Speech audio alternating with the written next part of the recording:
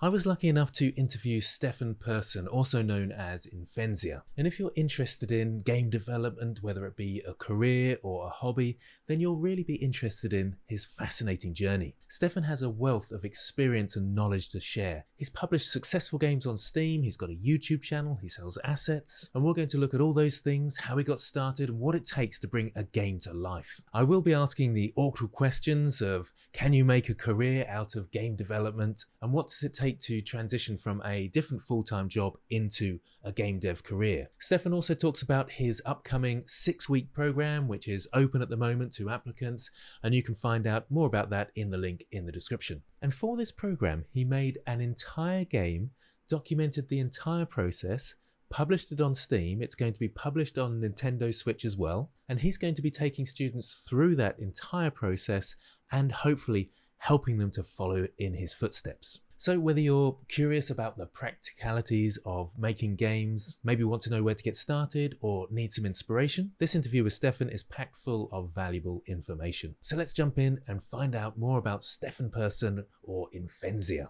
Tell us, for those that don't know you, which I'd be surprised if they don't, the famous Imphenzia and the modeling challenges, that's how I got to know you to start off with, was the 10-minute challenge building something in Blender, and I was a little bit jealous because that was way faster than I could do. But tell us a little bit about yourself. Give us a bit of background. Oh yeah, okay. So yeah, I guess my YouTube name is Imphenzia, and I started making music back in the day, like in the late 90s. And that's what Imphenzia came from, my name. And then I started to make some YouTube videos to promote my own music. That was how I started my YouTube channel in 2009. So I just put some little clips of my music thinking that, ooh, people are going to find this. But my YouTube channel was like flatlining for quite many years. Not much happened. And then I got in. Well, I've always been into game development too, as a hobbyist, not professionally until in recent years.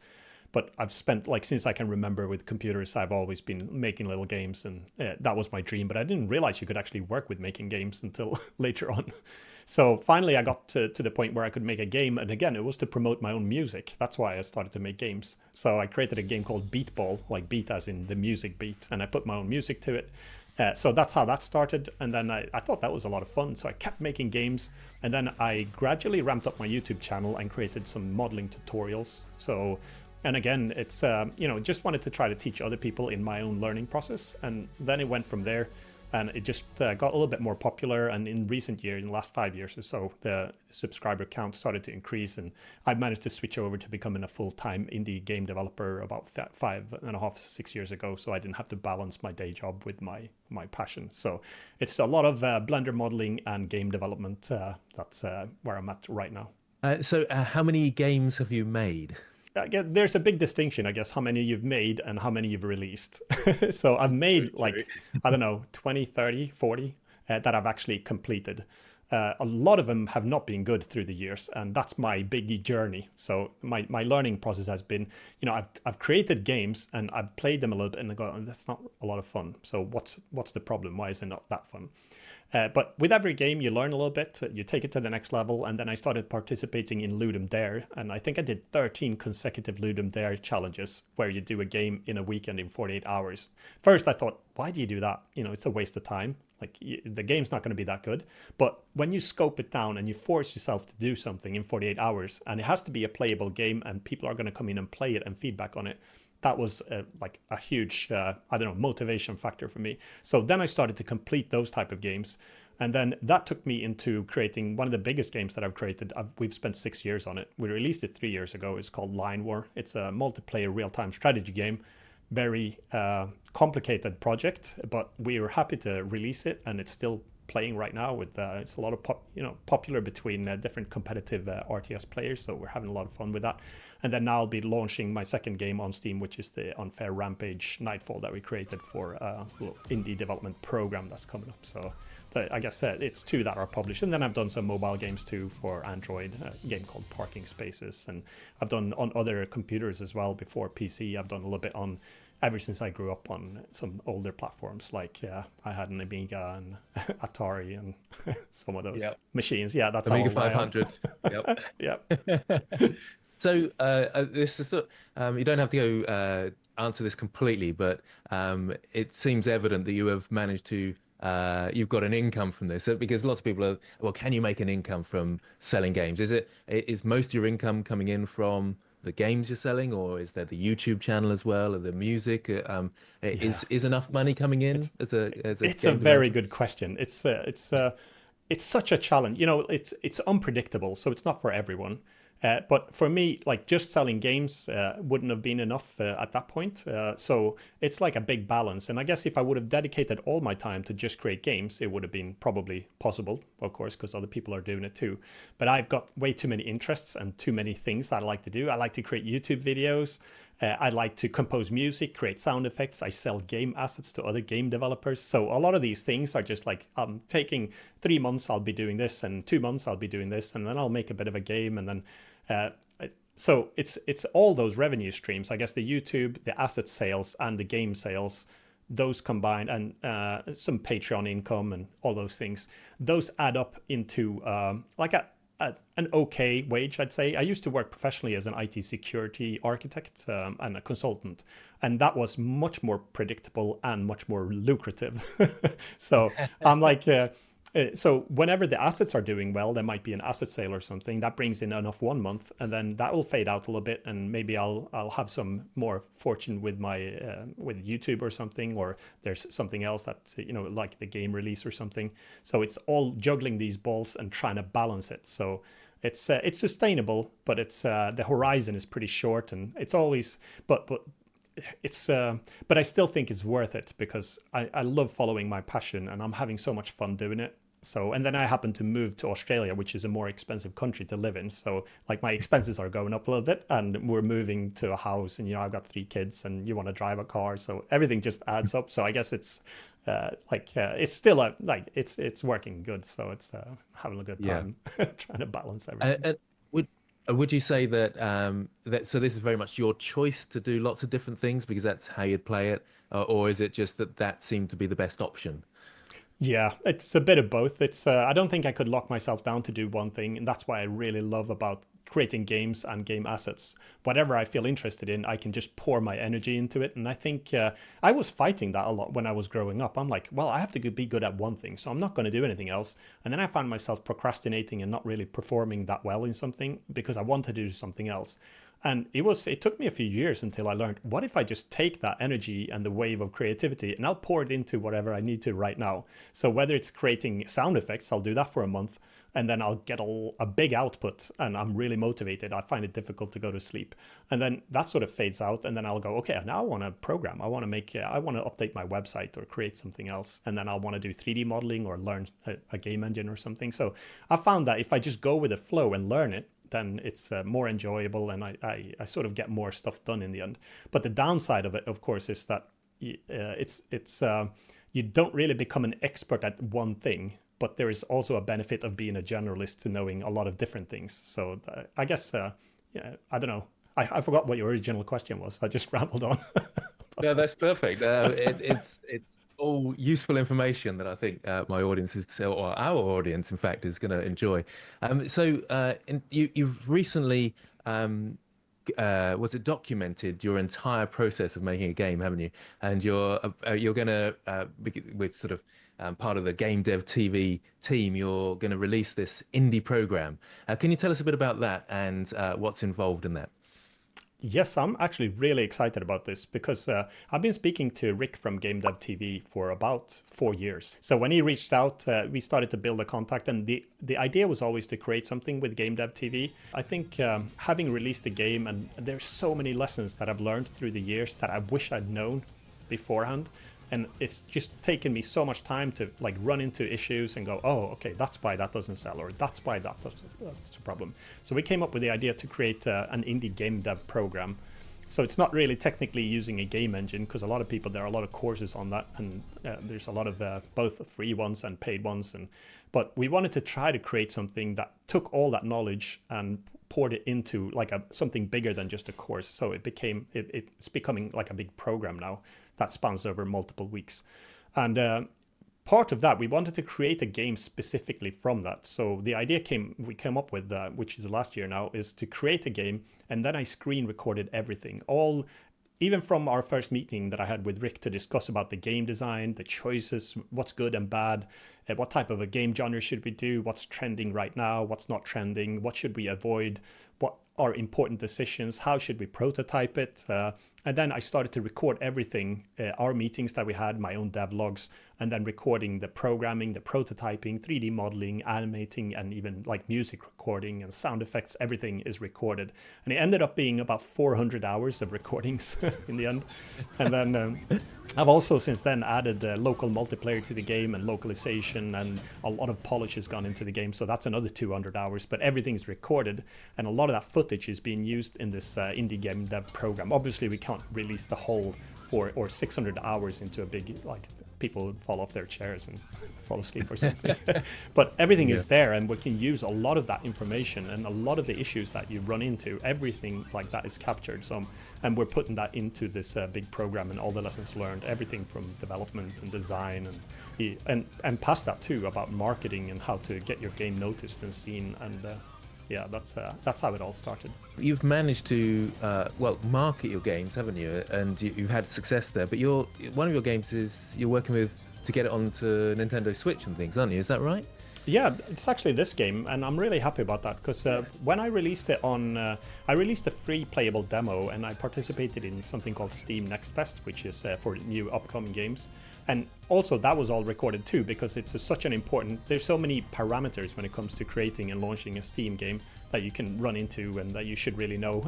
So in our previous games, we've used PR companies, and we've done paid campaigns for influencers and all sorts of things. So taking all that knowledge, I managed to put it onto Steam with a playable demo. And after Steam Next Fest, the publisher contacted me. I wasn't actively looking for one, but they reached out. And it's sort of a receipt or a little check mark that the game seems to be at a high enough quality that it's attracting that sort of attention. And it ended up, after some negotiations, and we landed a deal with the publisher. So the game is going to be released on Steam and on Nintendo Switch. So they're working on a port right now.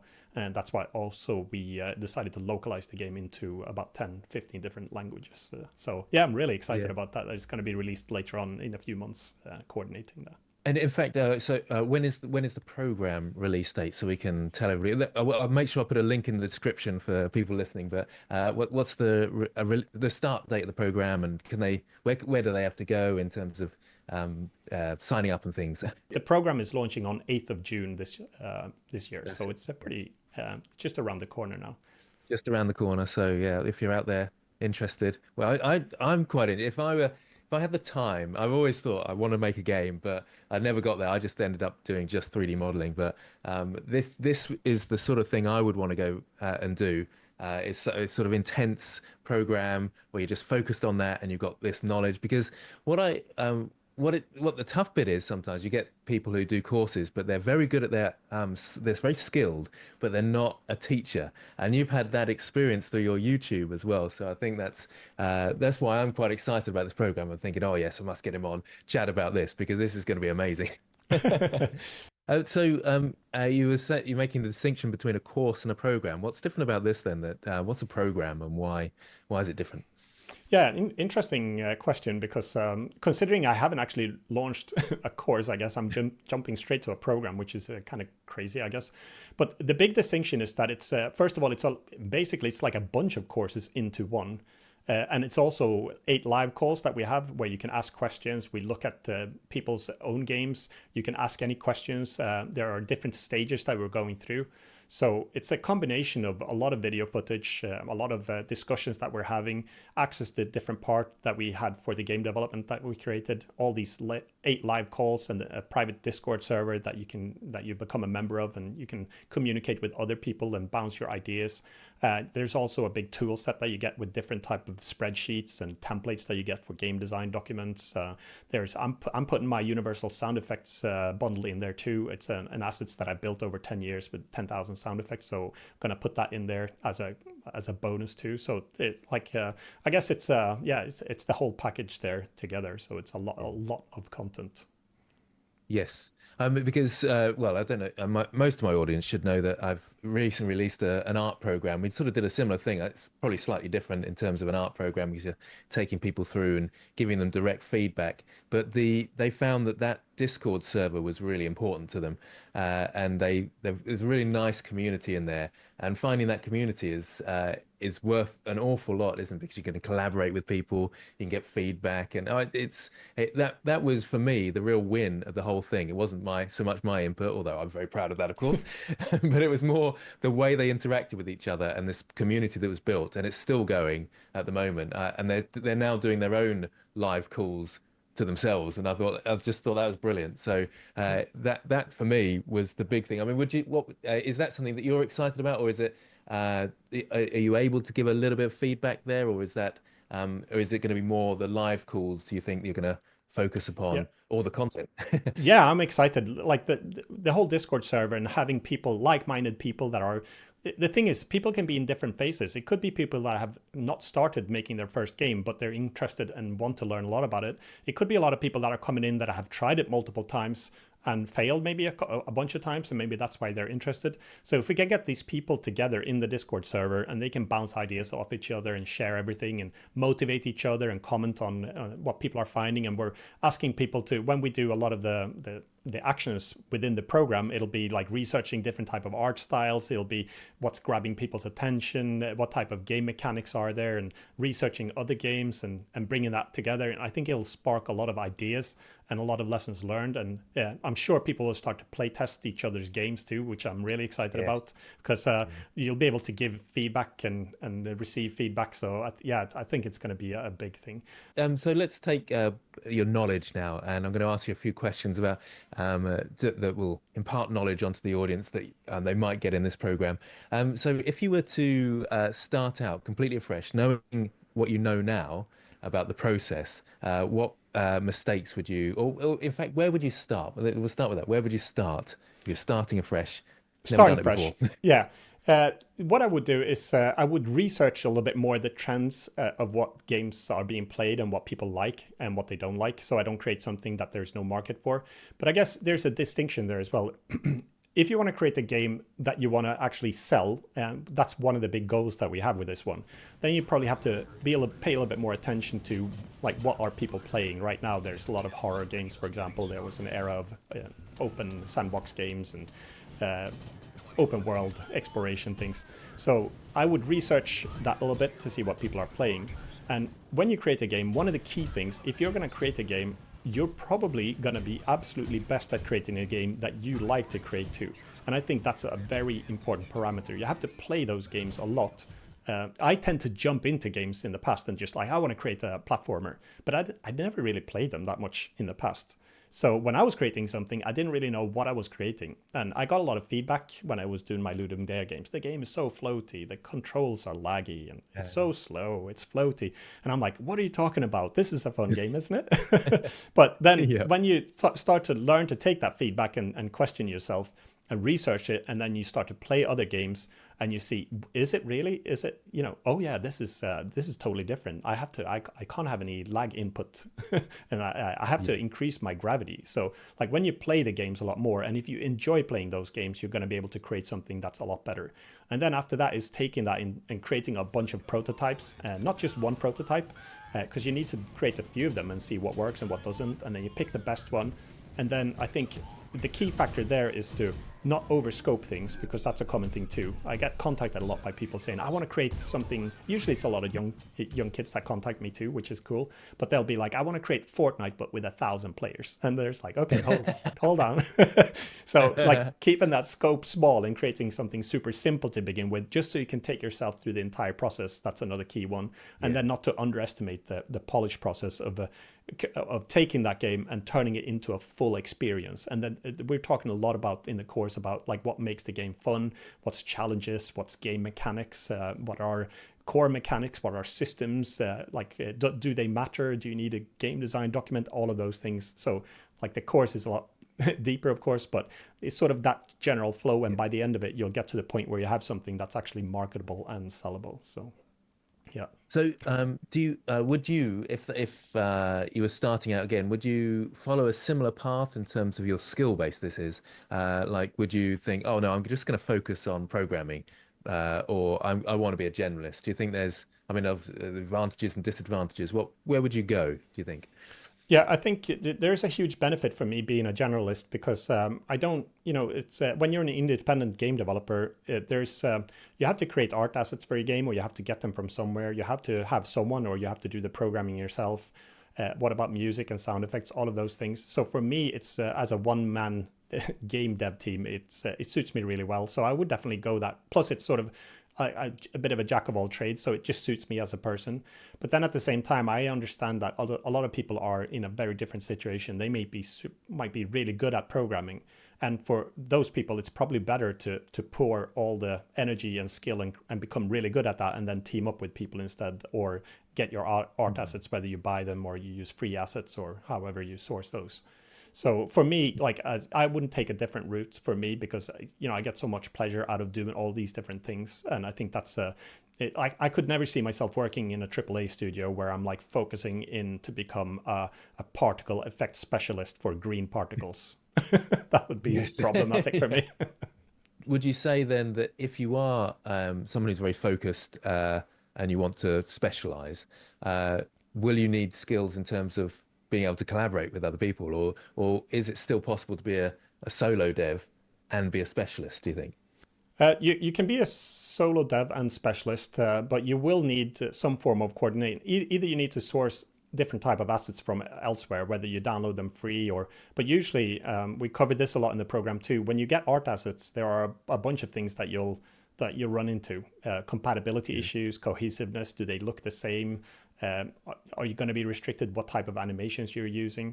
So I think for those people that are specialized in one area, it might be like focus on that one, of course, but then you probably either need to bump up your skills a little bit on the different fronts so you at least can get your art assets imported and get those running. And there's like these days the line between programming and like you'll start to learn the game engine good enough so you can get your art assets in, but then when it comes to modifying them and doing things like that, then you probably have to find either someone else to help you out, or team up with other people that are in a similar situation that want to create something. But I think if you're really good at programming, actually that's one of the things. If you change your expectations of your art style, so I've actually had a lot of comments since I create a lot of low poly art. I don't really do high poly art. I'm always impressed by the stuff that you're doing. When I see it's like, oh God, I wish I could sculpt or something like that, or create those detailed things. So I've actually attracted a lot of programmers that come to me. Like I can replace my primitive capsules and boxes now because low poly art is accessible. So if you want to start to stretch into that and you can find a stylized look that you like, then something like low poly is really, really good. And plus it's really fast to create those type of assets compared to those other ones. That's another big topic that we're talking about in the program. It can look really good. Like I was playing your game on Steam, and I didn't get very far. About a minute in, I kept dying, but it looked really amazing, and they looked very high quality assets. But they were all low poly, and it just fitted in, and it suited each other. So I'm a little bit jealous actually that you've managed to create something that looks amazing, and I have to put all this effort into the sculpting, hours now on one character, and yours look just as good. Yeah, but it does say something, I suppose. It's funny when it comes to that in the game. It's actually not that many art assets altogether. There are, I think, there are only 2 tree models. There are like 4 block models, the main hero character and a bunch of enemies, and there are like 3 or 4 different hazards. And then there are some particle effects and some grass effects and some broken stones. But like I think I can count, it's less than 50 art assets in there, and plus some bosses and things. But when you put it in there and you have the camera shakes, you have camera movement and post-processing, you have vignetting a little bit, depth of field, bloom effect, some overlaying light effects, everything like that adds up. And when you have the control to create your own custom animations instead of using just stock reusable animations all the time, then you can actually get something that looks a bit new and fresh. And I'm really happy with the way it's turned out too. That's why I like, I compare low poly art, especially the one I make without texturing, to a bit of a modern equivalent of pixel art, because I sort of get the aesthetic from that. You get like these crisp and poppy colors, and you don't get super detailed, but it can still look. Plus, you can zoom in as close as you want. Yeah. without like having really a pixelated look. So yeah, Yeah. happy with it. Yeah, I'm a bit shocked to hear that actually, because I didn't, obviously I wasn't thinking about that, but it just seems so full and vibrant, the whole game. And then you're saying there's only a few assets in there. Oh, right, okay. You fooled me. In fact, is that something then? Is that important to kind of take the shortcuts, but the clever shortcuts to kind of not trick people, but give the illusion of, I suppose. Is Yeah, that something important? it's a big thing in any game development. I think smoke and mirrors type of thing, where you make it look like you've done something. It looks maybe super big. Even back from the days where you just had a skybox or something, I used to create assets for space environments and space boxes, but that was just like 6 images pasted onto the inside of a cube. But it looked huge. It looked like it was like amazing big space with nebulas and stars and stuff. So I think anything like that you can do is really important, both in terms of your own work flow and the time and the type of assets that you need, and for performance too. If there's not that many assets, then performance is going to be increasing too. So it's like a win-win-win-win situation in many ways. And for this game, since we had a very strict timeline. Actually, the original goal was to complete the game in 3 weeks, but it took 6 weeks to make the core game, so overshot that a little bit. But having a limited amount of, also when it comes to the level design, it was important. We picked procedural level generation rather than having to manually create a whole bunch of worlds, because that wouldn't fit in. So like the amount of enemies, the amount of art assets, and what we could do with it, plus the level design was really important. And then we also extended the gameplay even further, because if you complete the game, it was meant to end at the end, like when you reached about 10-15 minutes in, you were supposed to defeat the boss, and that was the end of the game. But then we discussed about it, and like, what if someone completes that? Is that even possible? Well, then we loop back the game, we increase the difficulty a little bit, and then we just use the same art assets, but we swap out everything. So I make the trees go into autumn, and I have some particle effects with some falling leaves, and everything looks, ooh, this is a new place. But it's it's pretty similar. And then if you complete that one, you go into a snow environment, so you get a lot of snowflakes and some icicles and stuff. And then if you complete that, I got inspired by Tetris. Like, there's something, the people that are speedrunning or like really setting the insane world records in Tetris, Tetris was never designed to reach that sort of a level. But if you do reach there, you start to run into corrupt memory, where the blocks are actually miscolored, or like, and they started to call these games or these levels like charcoal, because it was black blocks, and it was glitchy levels where there was like purple. There's even one with invisible block, believe it or not, that they pass. The blocks are not visible, but they still manage to just like visualize where they are and complete it. So I took that inspiration and created some glitch levels too, where the trees are starting to turn purple and stuff. So just some. If only I'd got that far. There was like 1 minute and I was dying, so I couldn't manage it. That's one important thing with the game design too. We talk a lot about game design, and there are different ways to go when it comes to games, and it's really important to pick one of them and stick to them. So one way, like a lot of people that play the platformer will say, well, I think it should be different checkpoints and you should level up your abilities. But that would have been a totally different type of game, a much bigger one, like a Metroidvania, something like Hollow Knight or something, where, you know, you explore and you build your character up. But this is a more compact and a skill-based game. So we gave them all the tools, and you are supposed to die straight. Like within 5 seconds, you're meant to actually fail your first time. But the key thing is to balance that and have them get a little bit further every time, and then with the randomness, not full randomness, but slightly changes in the level design, you know, it'll push people to go, I'll try again, I'll get a little bit further. And I'm recording and logging a lot of the data so I can analyze it, and I can see that nearly everyone, I haven't actually seen anyone that's not doing this, but you can see that they're actually progressing and the score is climbing every time. So we talk a lot about that type of things where it comes to pacing and balancing in the program too. But yeah, that was a key thing. So keep when you play, if you keep dying, you'll get a little bit further. And suddenly, have you reached the first bridge yet? No? No. No. Okay. So when you reach a bridge, you heal, and then you go, okay, I can breathe now. And then you get a little bit further. And then you start reaching different bridges, and you start to see new enemies. So you have to jump back in the game and give it a go. I'm a very cautious player, so I was trying to figure out the controls, and then suddenly the world started collapsing behind me, and I was like, no, panic. Yeah, that was just me. That is. Yeah, it's like those game shows with a big boot that comes, like the big motivator that just boots you forward. But in this case, it just drops you down. I was not happy at that point. I was not happy. Yeah, crumbling. Did you tell me that someone has beaten your high score in this game? I know, it's insane, isn't it? So what I did, I released the demo on Steam for free so people can play it and I could get some feedback. And then I Oh thought, yeah, I'm gonna, links in the description. Links in the yeah, description. yeah, go and play it while you can, because the publisher might take it off soon before the release. So play it while you can now. Yeah. And then I thought, okay, well, part of the, we're talking a lot about different ways to promote the game. And one of them is that you can host a little competition. So I ran a little demo competition and I got some players coming in and, they streamed the game. And this one guy from Finland, Ferrari, I remember his nickname very well, because I'm like, whoa, hold on a minute. He just started playing yesterday and he beat the demo like in no time. And most people don't beat the demo. So I gave him a full key because I thought this is going to be a perfect beta tester. So I gave him the full version of the game and he played it. And then he was uploading screenshots to my Discord server and he beat 18 million points. My high score at that time was 8 million. I was super proud of that. And he like wiped the floor. He reached round 6 in the game and I couldn't believe it. And that is in 1 week.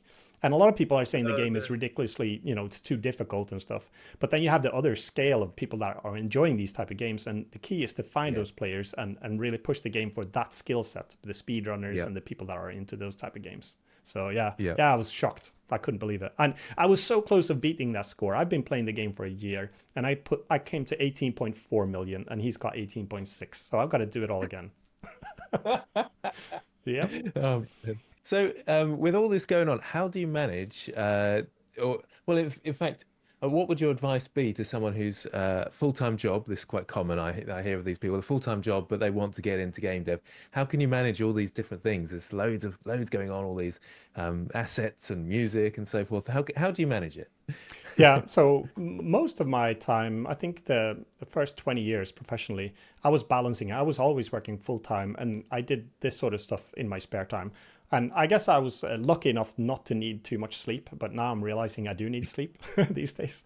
But I used to spend a lot of nights up and doing this in my spare time. And I think a key thing is if you enjoy it, you'll find a way to do it usually.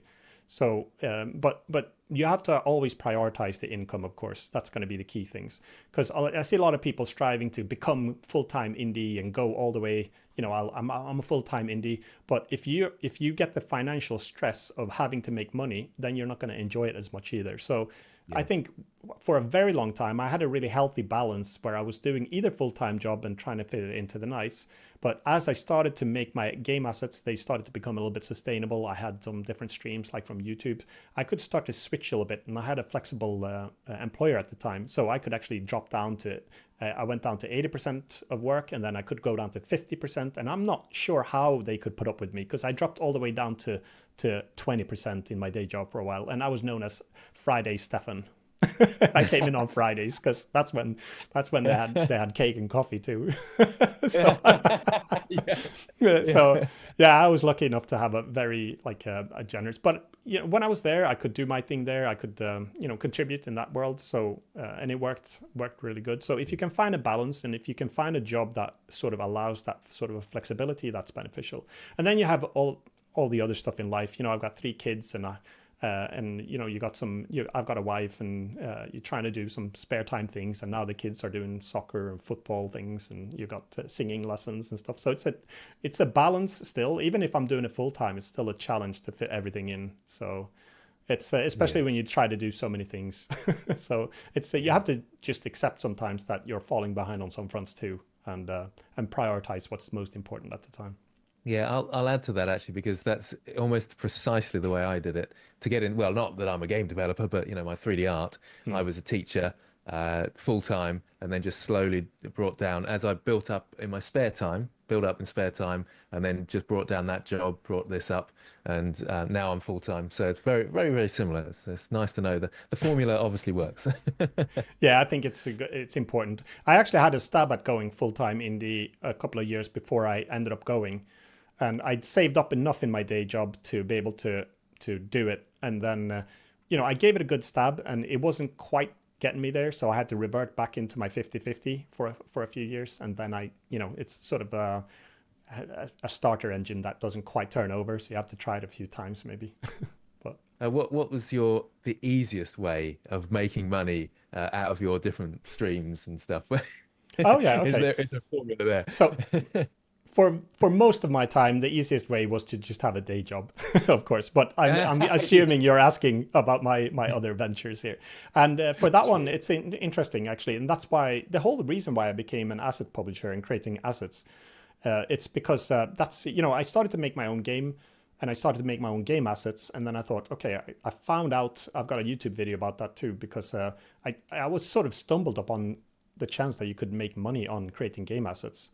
And I always compare it to selling spades during the gold rush. You're never going to make it big selling game assets, but it's more reliable than selling a game. So because a lot of the games, unfortunately, are failing, and we're hoping to help, of course, people to not fail and make it sustainable. Yep. But selling game assets has been the most reliable sort of income. So, and that's, I started with that in 2011. So it's like 14 years ago. And back then it was a little bit easier because you could stand out. There wasn't as many asset creators out there. So it's become a little bit more difficult because the competition is ramped up and there's, harder to get noticed, but that's been the most reliable one. And then even though if we would have created line war in a shorter time frame, even though that's difficult because it was only 2 of us, then that would have been pretty lucrative, I'd say. But since we've spent 6 years on it and 2 people, if you spread out the income, it's just about sustainable. But it's a tough one. Games have always been tough, but if you do, the big thing is if you do make a game and it is successful, there's always that chance that a game will take off and become really successful. Yeah. And I think that's what really drives me. Like if I can create something that really takes off and people enjoy, well, then that's what I'm chasing there. But I'll fall back on the other stuff. And then YouTube has been, that used to be a little bit more lucrative too. I think they've changed a little bit in the payout things. I'm not sure, but it feels like it's a little bit difficult these days. Yeah, it's hard for us YouTubers. So yeah. Are there any pitfalls that you came across that you think, if I could do this again, I would definitely not do that? Yeah, there's a bunch of them. When we created Line War, that was before we released any game on Steam. And I think the biggest takeaway that we had in that one is that both me and the other developer, we were like solely focused on creating a multiplayer game. That we were never interested in single player at all. We're just like, we're going to create a multiplayer game. So we didn't research it that much either. We thought, we'll create a play. People play tennis. That requires 2 people. So you don't have to have a single player mode in tennis. So we created the game. And when it started to come close to release, people are starting to say, like, you should have single player in this. Otherwise, people are not going to buy it. And we're like, oh, hold on a minute. Just, you don't know what you're talking about. People are going to enjoy this game. And a lot of people that enjoy multiplayer games liked it. But like it was so essential to have single player in a game like that. You cannot release a game like that. Well, you could release it. We did it. And it's sort of still working even all these years. But if we would have had that from the start, and we didn't design it for that, it was a pretty complicated task. So there are a few things like that. And also we didn't know about wish lists at the time and how the Steam process would be. And, trailers were too long and they weren't delivering the message. And there's so many like lessons learned along the way that, if we could have taken that and redone it, then it would have worked a lot better. But overall, I'm happy with all the lessons learned through that path has worked out really well. So, but there are a ton of things I would change. So, and we're covering a lot of those in the program. Yeah. I suppose failure is the best teacher, they say, don't they? Yeah, that's I can vouch for that. Yeah. Now, I've sort of I never know whether to ask this question or not, but it's the AI question, and I think lots of my audience are going to be interested in that and asking, should I be getting into game dev and should I be getting into 3D modeling because AI is going to do it all in the end anyway? What's your response to that? Yeah, I'm definitely still go into it because it's a lot of fun. It's a creative outlet and you have a lot of fun doing it. And I think I'm in a stage, I'm trying not to be too afraid about new technologies and things. So I think it just ramps up your workflow, your pipeline. It's been like that since like digital cameras came. People are saying, oh, it's going to take away photography. It's not going to be the same. But now, okay, you can take 1 billion pictures instead and learn from that process. So I feel very similar to that when it comes to AI. So I'm not afraid to use it for whenever, especially when I do programming, if I need to outline something, get some information, and for concepting and getting ideas and stuff. So I'm not really using any of the art in the end, but I can, I sort of learn by patterns when I see things. So if I generate a bunch of stuff and I start to see, oh, that's why those look similar, because the skyline is always like shaded in that way, or they're using these type of colors and the proportions are generally like this. So I use it as a learning tool a little bit. And I created a video on my channel. I finally bit the bullet because I've been a bit on the fence, you know, because I know it's such a controversial subject. But I created a video. I thought, I'm going to see what happens now. So I actually looked into generative 3D art to see, you know, how far it'd come. Because last year when I looked at it, the assets that were created, you couldn't really use them at all. So I'm like, okay, it's probably going to be the same. But I was a bit shocked how far it'd come when I tried it. Because I tried some different images. I even drew my own one, and it created models that were like quad topology. He even got stuff like, you know, a character under the like a loincloth that was hanging down in the front, and it sort of got that right. And there was just some minor imperfections when, you know, some things, but in general it was pretty good. I'm like, okay, this has come a long way. So I think a lot of people were fighting it, but I was looking at my YouTube comments, and instantly I got a few very loud ones to say, like, this is ridiculous. I'm going to unsubscribe. You know, I'm going to leave this. This is not what I came here for. But I found that it was like the like percentage of that video is still like 96%. Usually I have like 99 or something. So it's not that many that people, but they were very loud in the beginning. But a lot of people came into the comments and started to say, oh, this is a great way to do it. Because I actually used that as a base template, and then I retopologized it, and I did my own textures, and, you know, I took it from there. So as a tool, AI as a tool to generate ideas and maybe some base textures that you can grab colors from, and base models maybe for distant props in the environment and stuff. And I don't really feel, you know, there's a big discussion, of course, about the moral and ethic part of it. But when it comes to 3D assets, I feel that's a less of an issue, because I mean, people are using 3D scanners to scan humans and do motion capture and stuff. So what's the difference there? I mean, you take it's not. I think it's more, you know, if you get images that look just like Disney or something, or just like Pixar, then obviously you know, that's an issue. Or like, unfortunately for some concept artists that are getting, so that's the downside of it. But you cannot duck for this train of AI that's coming. You either have to, like, you can do some, you can avoid it, if, but it's going to be difficult in the end, because every art program that you use, like Photoshop and stuff, it's like it's integrating it into the software. So yeah, it's, that's right. Yeah, I think. I'm going to try to be a little bit open about it and use it as a powerful tool when it's suitable. So we'll see how it goes. Yeah. No, I think that's a fair response. Yeah, it's such a difficult subject because it is very emotive, isn't it? Especially in our industry, because we're artists and we know the sort of moral implications, the copyright issues, and so forth. But to be afraid of it and scared of it is a natural reaction as well, and it's emotive for that reasons as well. So it's always a tough one, but I always like to ask it because because people are asking that question, aren't they? So it seems. A lot of people are giving, actually, I'm happy with the response flow in my comments now. That video's got about 45,000 views. And a lot of people seem to be on that side of the fence, you know, like, you know, it's coming, you can like it or you can't, but, you know, there's, it's there, and it's not going to go away, really. So. That's all my questions from my point of view, unless there's anything you think, oh, this is a really good point that you haven't asked me about. Is there anything else that you think is important to say? No, I'm glad to be on and chatting with you, because when I started to do my Blender transition from, you know, I used 3D Max a long time ago, and then I finally got into Blender. I tried a bunch of times and I kept failing, because it was back in the day when Blender had the right click to select stuff. And my brain could not compute. It could not. I was like, it was going into gridlock or something. I could not use it.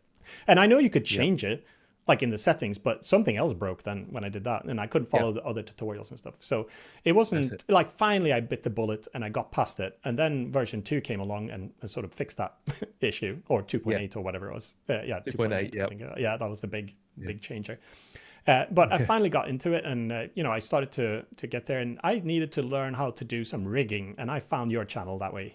So it's so funny that we're chatting all these years later now, because I don't know, like, I still remember hearing your voice going, yep, and the foot, like the IK on the foot control, and I'm like, oh yeah. So it's cool to be here and talking to you like in a like face to face now. I'm having a lot of fun. So Yeah, I can say now that I taught him everything he knows. yeah.